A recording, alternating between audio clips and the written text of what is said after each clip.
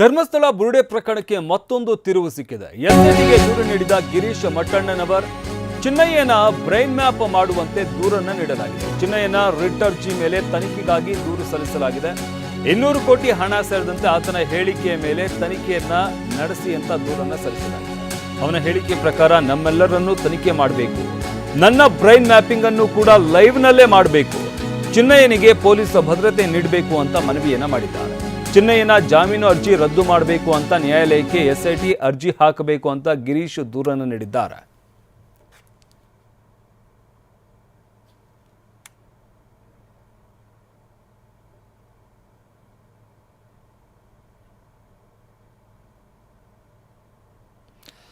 ಇನ್ನು ಇದೇ ಸಂದರ್ಭದಲ್ಲಿ ಚಂದ್ರಶೇಖರ್ ಸ್ವಾಮೀಜಿ ಭೇಟಿ ಬಗ್ಗೆನೂ ಕೂಡ ಗಿರೀಶ್ ಸ್ಪಷ್ಟನೆ ಕೊಟ್ಟಿದ್ದಾರೆ. ಚಿನ್ನಯ್ಯನ ಮನವಿಯಂತೆಯೇ ನಾವು ಸ್ವಾಮೀಜಿ ಬಳಿ ಹೋಗಿದ್ವಿ.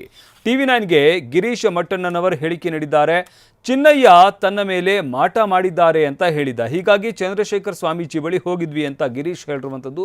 ಪ್ರಕಾಶ್ ರಾಜ್ ಕರೆ ಮಾಡಿದ್ದ ವಿಚಾರವಾಗಿ ನಾನು ಹೇಳಲ್ಲ, ಆ ಬಗ್ಗೆ ಪ್ರಕಾಶ್ ಅವರೇ ಎಲ್ಲವನ್ನೂ ಹೇಳ್ತಾರೆ ಅಂತ ಗಿರೀಶ್ ಮಟ್ಟಣ್ಣನವರ್ ಹೇಳಿಕೆ ನೀಡಿದ್ದಾರೆ. ಚಿನ್ನಯ್ಯ ಬಳಿ ಕೈಕಾಲು ಒತ್ತಿಸ್ಕೊಂಡಿದ್ದು ನಿಜ ಅಂತ ಕೂಡ ಹೇಳಿದ್ದಾರೆ.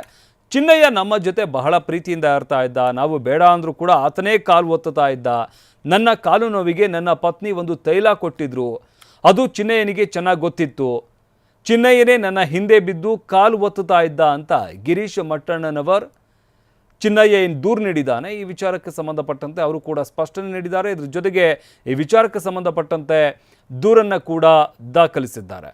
ಇನ್ನು ಇದೇ ವಿಚಾರಕ್ಕೆ ಸಂಬಂಧಪಟ್ಟಂತೆ ಗಿರೀಶ್ ಮಟ್ಟಣ್ಣನವರ ಜೊತೆ ನಮ್ಮ ಪ್ರತಿನಿಧಿ ಮಾತುಕತೆ ನಡೆಸಿದ್ದಾರೆ. ಏನು ಹೇಳಿದ್ದಾರೆ ಕೇಳೋಣ ಬನ್ನಿ. ಬೆಳ್ತಂಗಡಿ SIT ಕಚೇರಿಗೆ ಇವಾಗ ಏನು ಗಿರೀಶ್ ಮಟ್ಟಣ್ಣ ಅವರು ಹೋರಾಟಗಾರರು ಬಂದಿದ್ದಾರೆ. ಸೊ ಸಾಕಷ್ಟು ಜನರು ಅವರ ಬೆಂಬಲಿಗರು ಸೇರಿ ಈಗ ಬಂದು ಒಂದು ದೂರನ್ನು ಕೂಡ ಕೊಟ್ಟಿದ್ದಾರೆ. ಸೊ ಇದ್ರ ಬಗ್ಗೆ ಈಗ ಮಾತಾಡಲಿಕ್ಕೆ TV9 ಜೊತೆ ಗಿರೀಶ್ ಮಟ್ಟಣ್ಣ ಅವರಿದೆ, ಅವ್ರನ್ನ ಮಾತಾಡ್ಸೋಣ. ಚಿನ್ನಯ್ಯ ಏನು ರಿಟ್ ಅರ್ಜಿ ಸಲ್ಲಿಸಿರುವಂಥ ವಿಚಾರಗಳಲ್ಲಿ ಕೆಲವೊಂದು ಅಂಶಗಳನ್ನು ಈ ಮಾಡಿರೋಂಥದ್ದು, ಅಂದರೆ ಪ್ರಕಾಶ್ ರೈ ಅವರು ಪ್ರಕಾಶ್ ರಾಜ್ ಅಂತ ಹೇಳಿ ಅವರ ಹೆಸರನ್ನು ಸೇರಿಸಿರೋಂಥದ್ದು. ಸೊ ಏನು ಆ್ಯಕ್ಚುಲಿ ಏನು ಪ್ರಕಾಶ್ ರಾಜ್ ಅವರು ಏನಾದ್ರು ಕಾಲ್ ಮಾಡಿದ್ರಾ, ಏನಾದರೂ ಮಾತಾಡಿದ್ರೆ, ಏನಾಗಿತ್ತು ಫ್ಯಾಕ್ಟ್ ಅಂತ?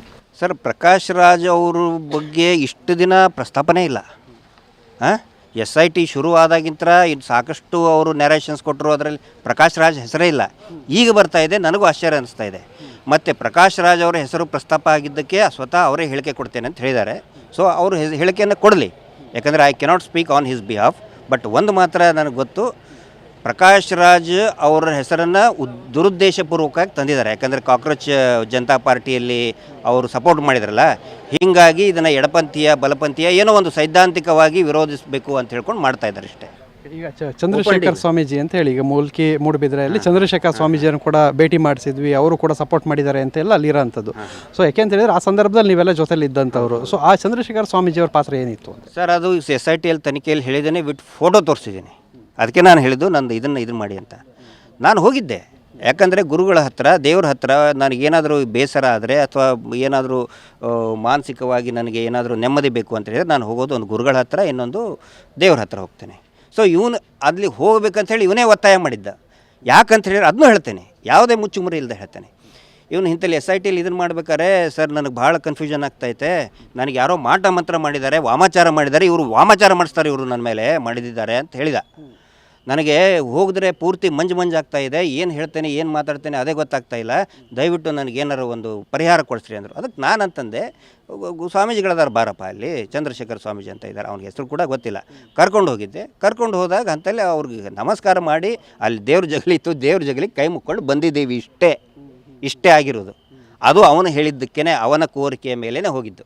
ಮತ್ತು ಅಲ್ಲಿ ಮುಂದುವರೆದಂತ ಹೇಳೋ ಅಂಥದ್ದು, ಈಗ ಗಿರೀಶ್ ಮಟ್ಟಣ್ಣವ್ರು ಇರ್ಬೋದು, ಬೇರೆಯವ್ರು ನಂದು ಕೈ ಕಾಲೆಲ್ಲ ಒತ್ತಿಸ್ಕೊಳ್ತಾ ಇದ್ರು, ನಮಗೆ ಟಾರ್ಚರ್ ಕೊಡ್ತಾಯಿದ್ರು, ಕೆಳಗಡೆ ಮಲಗಿಸ್ತಾ ಇದ್ರು. ಸೊ ಈ ಥರದ್ದೆಲ್ಲ ಬರೆದಿದ್ದಾನೆ ಅದರಲ್ಲಿ. ಸರ್ ಅವೆಲ್ಲ ನೋಡಿ ಸಿಲಿ, ಅವೆಲ್ಲ ಆ ಥರ ನಾನು ಕಾಲು ಒತ್ತು ಯಾವತ್ತಿಗೂ ಹೇಳಿಲ್ಲ. ಅವನೇ ಬೇಡ ಅಂತಂದ್ರು ಕೂಡ ಸರ್ ಸಿಟ್ಟಾಗ್ತಿದ್ದ, ಬೇಡಪ್ಪ ಬೇಡ ಅಂತ ಹೇಳಿದ ಕೂಡ ಸಿಟ್ಟಾಗ್ತಿದ್ದ. ಬೇಕಾದ್ರೆ ಕೇಳಿ ನಮ್ಮ ಮಿಸ್ಸಸ್ಗೂ ಕೂಡ, ನಮ್ಮ ಮನೆಯಲ್ಲಿನೂ ಕೂಡ ಅದು ನನ್ನ ಕಾಲಿನ ಸ್ವಲ್ಪ ನೋಯಿತ್ತು, ಅದು ಎಣ್ಣೆ ಕೊಟ್ಟು ಕಳಿಸ್ತಾಯಿದ್ರು ನಮ್ಮ ಮಿಸ್ಸಸ್ಸು. ಅವನೇ ಕೇಳಿದ, ಎದಕ್ಕಮ್ಮ ಇದು ಅಂಥೇಳಿ. ಇಲ್ಲ ಇವ್ರ ಕಾಲು ನೋವಾಗಿದೆ ಅಂದ್ಕೊಳ್ಳಿ. ನನಗೆ ಕೊಡಿ, ಅದನ್ನು ನಾನು ತಿಕ್ತೀನಿ ಸಾಹೇಬರಿಗೆ. ನಾನು ಭಾಳ ಪ್ರೀತಿಯಿಂದ ಇದ್ದ ಸರ್, ಭಾಳ ಪ್ರೀತಿಯಿಂದ ಇದ್ದಂಥ ವ್ಯಕ್ತಿ. ಹೀಗಾಗಿ ನನಗೆ ಅವನ ಬಗ್ಗೆ ದ್ವೇಷ ಇಲ್ಲ, ಭಾಳ ಚೆನ್ನಾಗಿದ್ದ. ಏನು ಕೆಲಸ ಮಾಡಬೇಡ ಅಂದರೆ ಅವನೇ ಮಾಡೋನು, ಸರ್ ನಾ ಮಾಡ್ತೀನಿ ಅಂತೇಳಿ. ಸೊ ಅಂಥವನನ್ನು ತಿರುಗಿಸಿದ್ದಾರೆ. ಸೊ ಇದಿಷ್ಟು ಗಿರೀಶ್ ಮಟ್ಟಣ್ಣವ್ರು ಹೇಳ್ತಾ ಇರುವಂಥದ್ದು. ಇವತ್ತು ಬಂದಿದ್ದಂಥದ್ದು SITಗೆ ದೂರು ಕೊಟ್ಟಿದ್ದಂಥದ್ದು ಮತ್ತು ಏನು ಚಿನ್ನಯ್ಯ ಸಲ್ಲಿಸಿದಂಥ ರಿಟ್ ಅರ್ಜಿ ಏನಿದೆ ಆದರೆ ಎಲ್ಲದರ ಬಗ್ಗೆ ಒಂದು ಆ ವಿಚಾರವಾಗಿ ಪ್ರತಿಕ್ರಿಯೆಯನ್ನು ಕೊಟ್ಟಿದ್ದಾರೆ. ಕ್ಯಾಮ್ರಾಮನ್ ರಾಜೇಶ್ ಜೊತೆ ಪೃಥ್ವಿರಾಜ್ ಬೊಮ್ಮನಕೆರೆ, TV9 ಮಂಗಳೂರು.